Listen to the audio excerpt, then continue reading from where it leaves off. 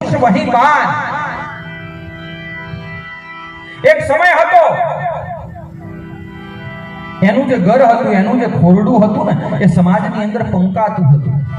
એના ખોરડાની નામના હતી પણ પરિસ્થિતિ એવી આવી ગઈ અને પરિસ્થિતિનો કોઈ ભરોસો નહીં સાહેબ હોય એટલે ઉડાડવાના હોય અને ના હોય ને ત્યારે તો ખખડાવવાના ના હોય ના હોય ત્યારે કકરાવાના ના હોય એટલે સ્ત્રીઓએ ભેળી થઈ અને એ બેનને મેણું માર્યું એ માને મેણું માર્યું કે તારા કોટ ઉપર દાગીનું કેમ નથી અને બરોબર સ્ત્રીઓ એમ કહેવાય એકબીજાની સાથે વાતચીત કરતી હોય અને એ સમયે હજારેક જેટલા પુરુષો અને એ હજારેક જેટલા પુરુષોની અંદરથી એક યુવાન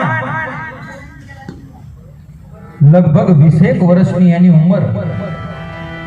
હજુ મૂછનો દોરો ફૂટ્યો છે અને હજારની મેદની અંદરથી એમ કહેવાય કે એ યુવાન જે છે એ સડપ તક ભરતો એમ કહેવાય કે હાલ્યો આવે અને જ્યાં જ્યાં એ યુવાનનો પગ પડે એટલે એમ કહેવાય કે નાનાથી માંડી અને મોટા સુધી મોટો વડીલ હોય ને તો એના આદરમાં એના સન્માનમાં એના માનમાં ઊભો થાય કારણ કે એ બહુ સારી જગ્યાએ હોય છે એ દીકરો અને એમાં એ જે સ્ત્રીઓ જે મેણા મારતી હતી કે તારા કોટ ઉપર ઘરેણું કેમ નથી અને એમાં એ જેને મેણા મારવામાં આવતા હતા ને એ જે માં હતી જેના શરીર ઉપર એક પણ ઘરેણું નહોતું બધી સ્ત્રીઓ અંદરો અંદર વાતો કરે છે કે આ યુવાન કોણ આવે છે જેનું આટલું બધું માન આટલું બધું સન્માન મોટો વડીલ હોય તો એના સન્માનની અંદર ઊભો થાય કોનો દીકરો છે આ કોણ યુવાન છે એ વાતો કરતી હોય અને એની અંદર જેના કોટ ઉપર એકે દાગીનો નથી જેના કોટ ઉપર એકે ઘરેણું નથી ને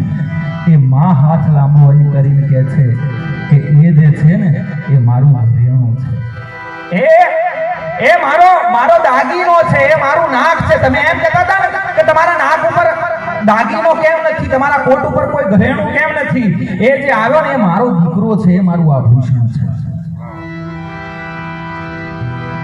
અને દરેક માં હોય દરેક બાપ હોય દરેક મા બાપ પોતાના દીકરાઓની માટે સારામાં સારા સપનાઓ જોવે છે સાહેબ આ માનીએ કંઈક એવી જ આશા હશે આ લવ્ય જેને આજ આપણે યાદ કરી રહ્યા હતા અને આજકાલ બહુ આ ટ્રેન્ડનો યુગ છે સાહેબ આજકાલ માણસ જેટલું પેટમાં નથી નાખતો ને એટલું નેટમાં નાખે છે અને આ ઇન્સ્ટાગ્રામ ફેસબુક અને અમુક તો હોય ફલીના દુરા જેવા સંદીપભાઈ અને પાછા સ્ટેટસ મૂકે કે હમ હે હુકમ કે હવે તમે ફલીના દુરાય નથી અને એ એમ કે હમ હે હુકમ કે ચલતે હમારે સિક્કે પણ આ જે ટ્રેન્ડનો યુગ ચાલી રહ્યો છે આ ક્રેઝનો યુગ ચાલી રહ્યો છે પણ એ સમયે હું ભારત વર્ષના તમામ યુવાનોને બસ એક નાનકડી વિનંતી એટલી કરવા માંગુ છું કે ભલે તમે ગમે એને ફોલો કરતા હોય ભલે તમે ગમે એને લાઈક કરતા હોય પણ આ જે જગત છે ભારત વર્ષના તમામ યુવાનને હું એટલું કહેવા માંગુ છું કે જગતની અંદર તમારા બાપથી મોટો તમારી માટે કોઈનો ક્રેઝ ન હોય અને તમારી માથી મોટો આ જગતની અંદર કોઈનો ટ્રેન્ડ ન હોય આ જગતમાં મોટામાં મોટો કોઈ ક્રેઝ હોય ને તો એ આપણો બાપ છે અને મોટામાં મોટો કોઈનો ટ્રેન્ડ હોય તો એ આપણી માં છે સાહેબ किसी को घर मिला हिस्से में या कोई धोखा आई मैं घर में सबसे छोटा था मेरे हिस्से में मां आई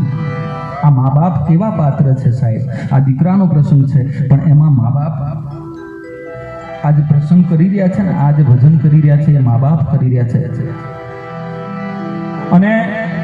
હું ઘણા કાર્યક્રમોની અંદર જ્યાં કોઈ પણ જગ્યાએ હું બોલવા જાઉં ત્યાં અચૂક હું કહું છું